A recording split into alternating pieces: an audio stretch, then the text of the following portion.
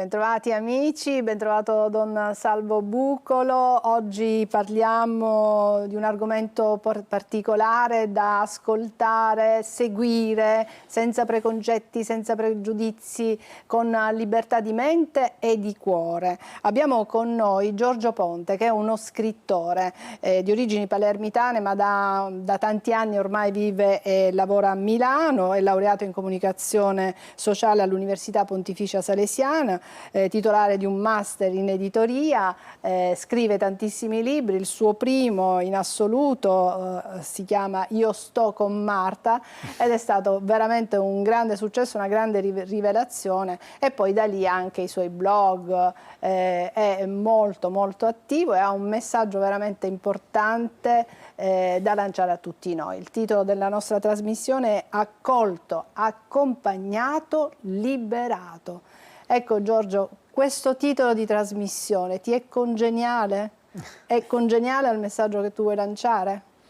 Sì, allora intanto grazie per avermi chiamato qui e grazie anche a Padre Salvo. Sì, è un titolo che abbiamo scelto insieme perché tra le tante cose che sono stato, che ho fatto, sono stato anche insegnante, e questa è stata una cosa che mi ha detto una mia amica che faceva l'insegnante da tanti anni, e quando ha saputo che avrei iniziato di lì a poco come insegnante di lettere, perché avevo fatto l'insegnante di religione per un paio d'anni alle medie, mi ha detto questa frase di San Bernardo come indicazione su ciò che noi dovremmo fare come insegnanti, ecco. E quindi quando bisognava pensare a un titolo della puntata ho detto beh, questo è ciò che ho cercato di fare perché qualcuno lo ha fatto con me in un certo momento della mia vita, a nome della Chiesa fondamentalmente. Mi sono sentito così, e in un momento di grande difficoltà che era legato insomma a ciò che mi ha reso più noto dopo l'uscita di Io sto con Marta, che è la mia testimonianza pubblica come persona con attrazione omosessuale che vive nella Chiesa, ma in maniera particolare che ha sempre difeso la dottrina della Chiesa, quindi anche la chiamata a una castità, la verità dell'uomo nel binomio maschile e femminile, eccetera, la famiglia naturale. Quindi tutta la possibilità di raccontare questa storia è nata dal fatto che tanti anni fa un ragazzino di 14 anni ha visto il suo grido d'aiuto intercettato da qualcuno che ha fatto questo, mi ha accolto, mi ha accompagnato e mi ha liberato da tante cose, ecco, diciamo per conto di Dio, perché alla fine questo è stato, la persona che l'ha fatto, che era una suora sortiziana, è stata uno strumento del Signore, uno dei tanti, ecco.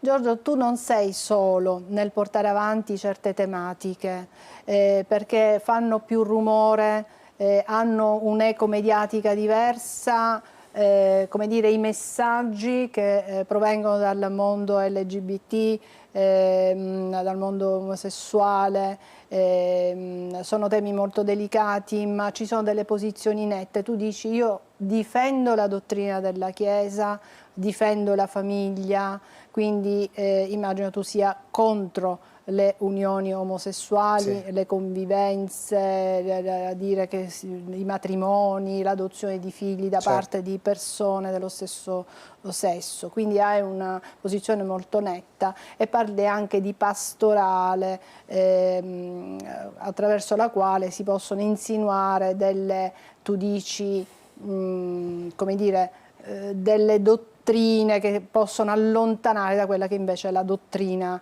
della Chiesa. Sono temi difficili da affrontare, soprattutto per chi non mastica il linguaggio della Chiesa. E quindi io chiedo aiuto a Don Salvo.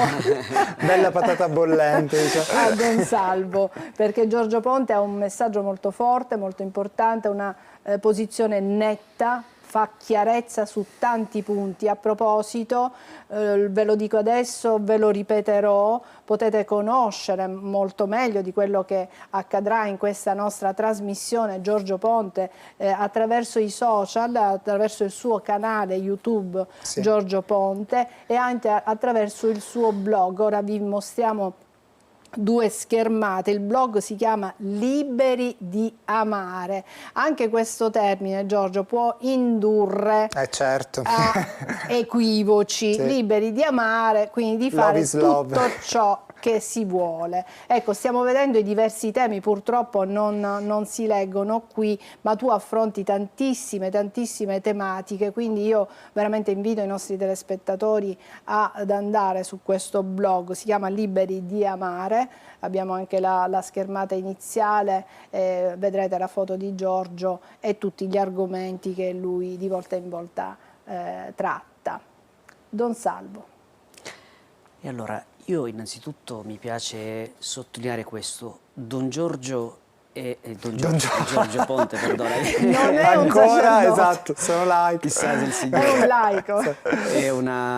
È una testimonianza straordinaria di uno che ha le sue lotte e chi non ha le sue lotte interiori, le sue lotte anche con la propria affettività, con la propria sessualità. Vedendo, scusa, Don Salvo, se ti interrompo per un attimo, stiamo vedendo nuovamente il blog di Giorgio Ponte, si chiama Liberi di Amare. Prego.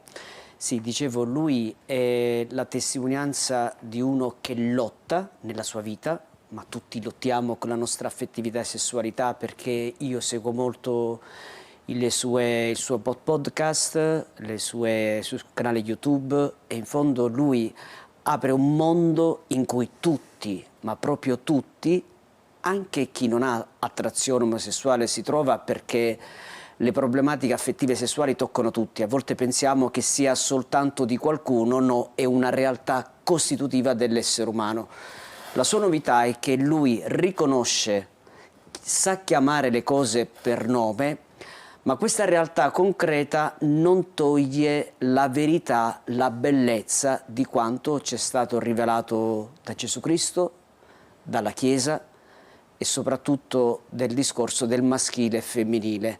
Cioè il fatto che nel maschile e femminile, ma questo lo dice in tantissimi modi Giovanni Paolo II, purtroppo si conoscono poco le udienze di Giovanni Paolo II dal 1979 al 1982, per ben 4 anni, Giovanni Paolo II ha dedicato le catechesi proprio sul maschile e femminile ed è stato profeta, perché siamo fine anni 70, inizio anni 80, ora siamo nel 2025, quindi in un tempo storico lui già percepiva che serviva una parola forte, una parola vera, una parola di luce sul maschile e femminile. Quindi in mio giudizio qui abbiamo una testimonianza, uno che vive la problematica come noi tutti la viviamo, ma anche che si mette sulla linea della verità. Io percepisco che magari la puntata di oggi potrebbe anche creare qualche problema a qualcuno, no? Perché si hanno posizioni diverse, si hanno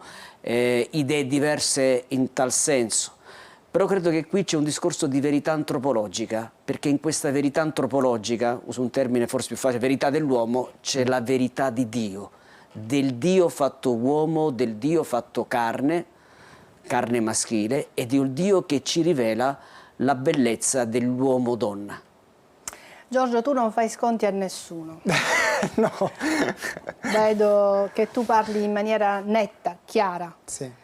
Non ti nascondi dietro un dito, sei una persona che arrivata a un certo punto della sua vita ha deciso appunto di parlare chiaramente, di raccontare la propria vicenda, la propria storia personale, senza metterti, come si suol dire, un'aureola, No. e dire io sono una persona pura, vi parlo, vi dico io come sono le cose, come quello che dice la Chiesa, la verità è tutto qui nei Vangeli, nella Bibbia, e quindi io dall'alto della mia sapienza, della mia cultura vi dico che è così. Sì. Sì, è esattamente, è una cosa a cui tengo molto, poi vabbè, temo che comunque le persone tendano sempre a idealizzare chi parla di certi temi, in generale chi vedono anche magari in televisione, okay? Però ci ho sempre tenuto molto a sottolineare questa cosa, cioè io di fatto sono sessodipendente e ne parlo come se fossi un tossicodipendente da questo punto di vista, nel senso che anche chi si disintossica, come dire, sa che questa cosa nella sua vita c'è stata e che dovrà sempre farci i conti, e io questo l'ho sempre messo avanti nella chiarezza del mio vissuto. Proprio perché penso che una persona che vive determinate cose, come dire, a maggior ragione ha una credibilità nel parlare di quelle cose lì. Cioè, se anche una persona che fuma è in grado di dirti guarda che il fumo fa male perché io lo so, per me, come dire, ha una credibilità maggiore anche se non riesce a smettere, questo è il punto. Ecco, io sono in un combattimento che dura da tutta la vita, che non è contro me stesso, ma è per la mia libertà, appunto. E dietro a questa cosa c'è la questione omosessuale, che dietro ha una ferita fondamentalmente, cioè quello che è stato fatto nella mia vita da parte di questa suora di cui accennavo prima è stato proprio il fatto di ascoltare il mio dolore, perché io, come dire, ho fatto molta fatica a vedermi come uomo fondamentalmente, e tanto che l'attrazione omosessuale all'inizio si è proprio manifestata come una, oggi diremo, disforia di genere, cioè una confusione sulla mia identità come uomo da bambino. Poi questa cosa è venuta meno perché vivevamo, grazie a Dio, in un contesto culturale allora in cui non si prendeva sul serio ogni cosa che un bambino diceva, e quindi mi si è permesso di crescere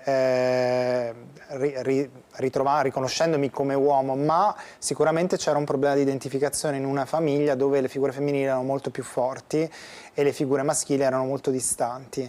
Mio padre, mio fratello, per cui a un certo punto ho iniziato a sviluppare l'attrazione per il mio stesso sesso quando normalmente avrei dovuto sviluppare quella del sesso opposto. Questo perché dietro l'attrazione omosessuale c'è un bisogno di identificazione, no? Cioè io cerco nell'altro uomo l'uomo che non trovo in me. A volte cerco il padre, a volte cerco chi mi è simile, a volte fuggo dall'altro sesso perché magari ho avuto una madre che ha cercato di controllarmi, dominarmi, allora ho bisogno di altro. Tutto questo io lo intuivo in qualche modo, ma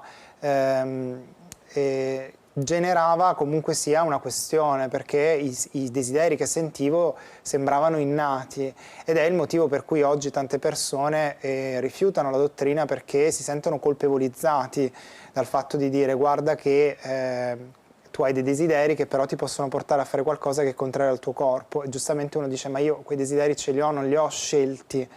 Questo è vero. Il punto è che non tutti i desideri che abbiamo, che ci sembrano innati, nascono, come dire, ci portano verso qualcosa di buono, no? C'è chi potrebbe avere un problema nella gestione della rabbia, avere il desiderio di picchiare la gente o di, sì, anche far male, no?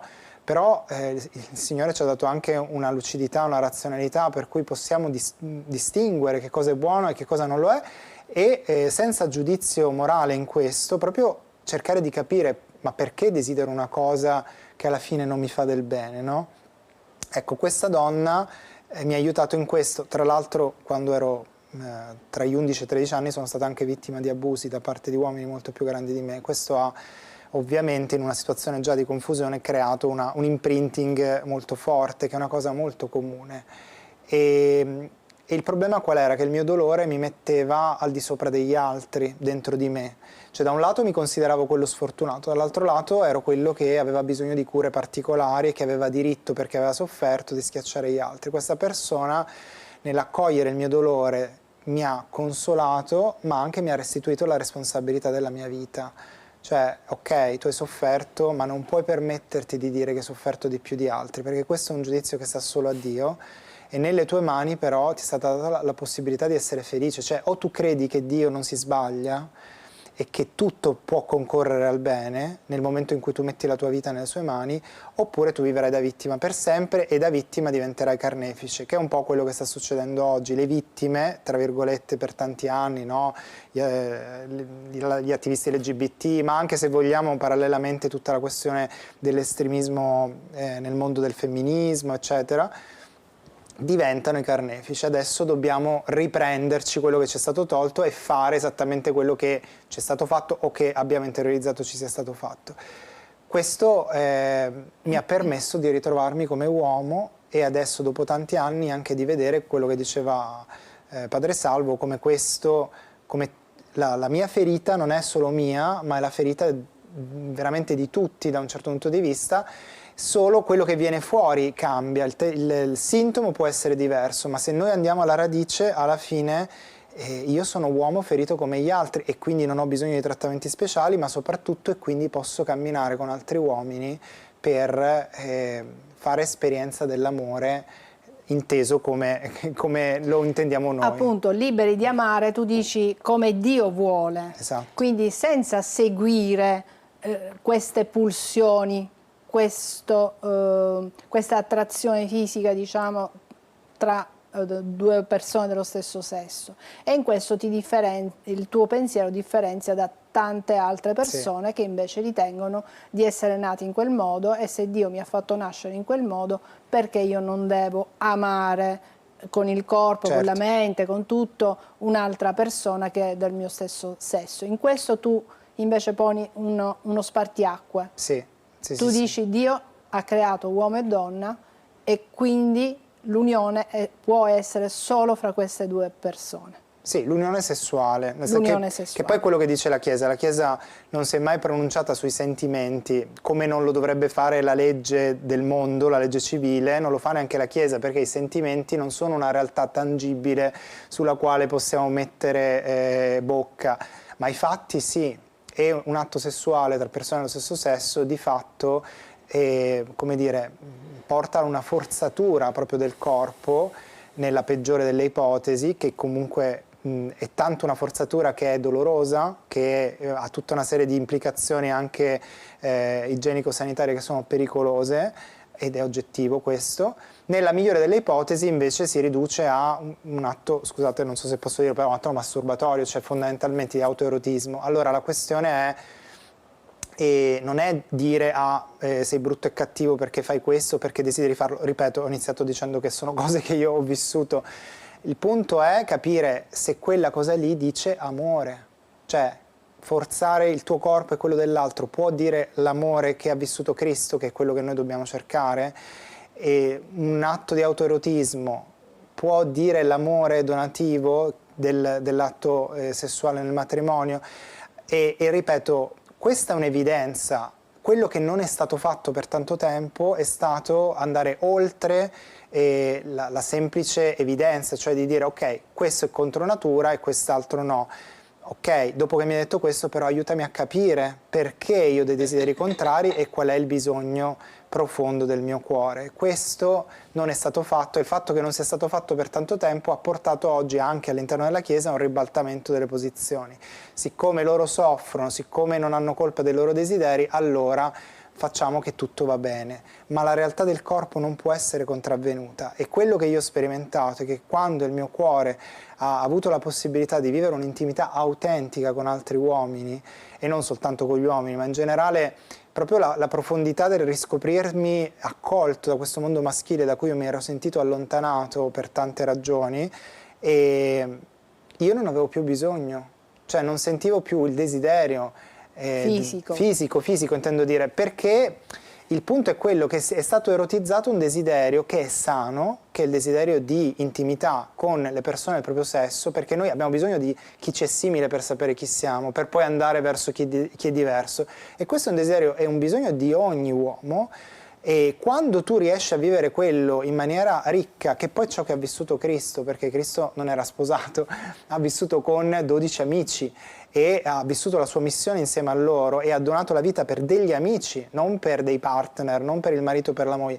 Quindi quando tu vivi veramente quello, che è quello che dovrebbe essere una comunità, che tante volte è difficile chiaramente che si trovi anche nelle nostre comunità, questo veramente può riempire la vita. È che noi abbiamo perso il valore dell'amicizia, che è fondante la persona umana, perché se tu non sei capace di essere fedele nell'amicizia, di essere autentico nell'amicizia, di mostrarti a nudo nella tua fragilità nell'amicizia, non potrai neanche farlo con tua moglie, non potrai farlo con i tuoi figli, non potrai... Cioè, quello è il primo laboratorio, e quella cosa lì ce l'avrai per sempre, perché la moglie può morire, perché i genitori muoiono, i figli se ne vanno, ma gli amici sono sempre nuovi e sempre presenti, e Dio si manifesta sempre lì. C'è un potenziale d'amore che ci circonda a un passo da noi, se solo ci voltassimo, invece di cercare qualcuno con cui accoppiarci, ma non nel senso sessuale, qualcuno da incastrare per vivere tutta la vita, e chiedessimo come stai, voglio fare amicizia con te, voglio darti il mio cuore, questo cambierebbe tante cose. Chiarissimo Giorgio, ci fermiamo per qualche istante, poi continuiamo a parlare e voglio capire ancora meglio, cerchiamo di far capire ancora meglio ai nostri telespettatori quali sono le tue posizioni e in cosa divergono dal mondo LGBT, dal mondo gay, dal mondo diciamo degli omosessuali in genere. Quindi un po' di pausa e riprendiamo subito.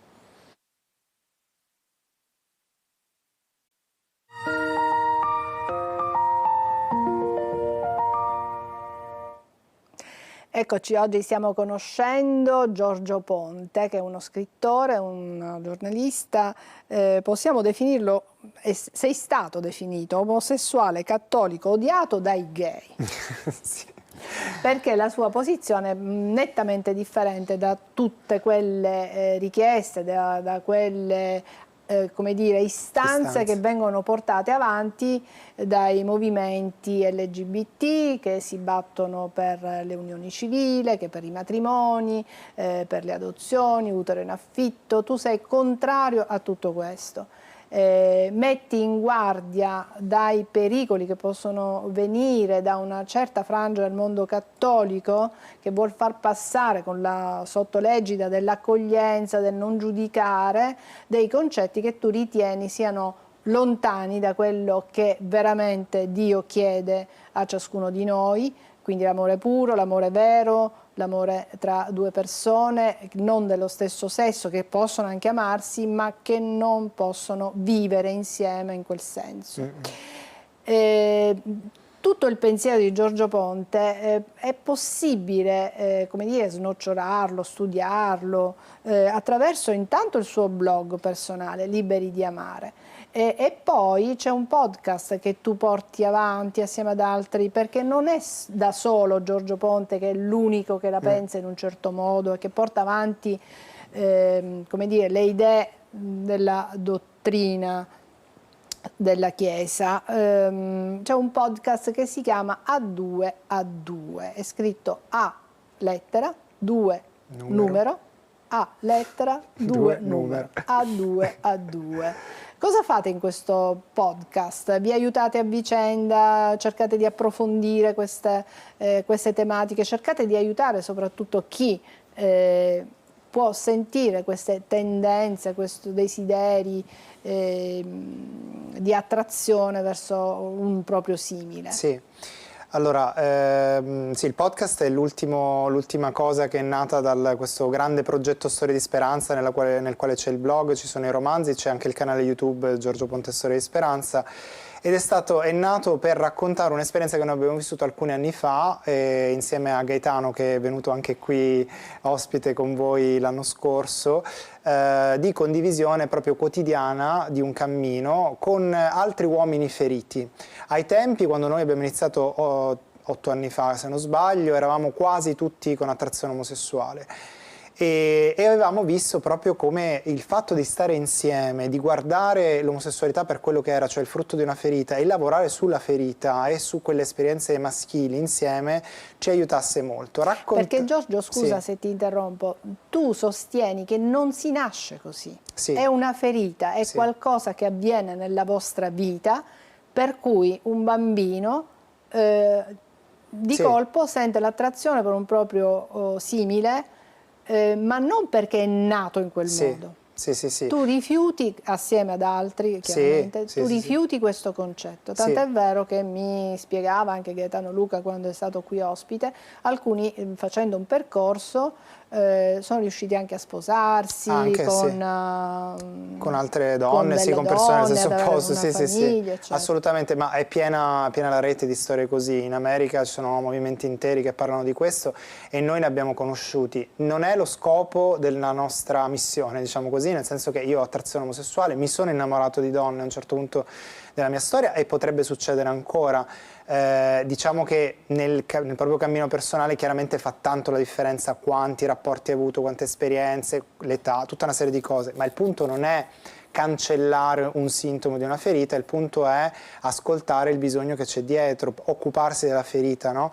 E questa è una cosa che deve fare chiunque. Infatti la cosa bella proprio da 2 a 2 che è nato per raccontare questa esperienza, perché chiunque potesse lavorare su di sé anche da solo volendo, o almeno in due, per questo il podcast si chiama così, in realtà potesse farlo, e da lì sono nati però dei gruppi, cioè hanno iniziato le persone a mettersi insieme usando il podcast per lavorare su di sé, e alcuni di questi gruppi poi hanno chiesto di essere guidati, e così sono rinati i combattenti, che così ci eravamo chiamati tanto tempo fa. La cosa bellissima di questa nuova esperienza è che finalmente è passata la consapevolezza che ciò che noi diciamo non riguarda le persone omosessuali in sé, tant'è che nei gruppi ad oggi chi ha attrazione omosessuale è la minoranza. Cioè o la minoranza, al massimo la metà.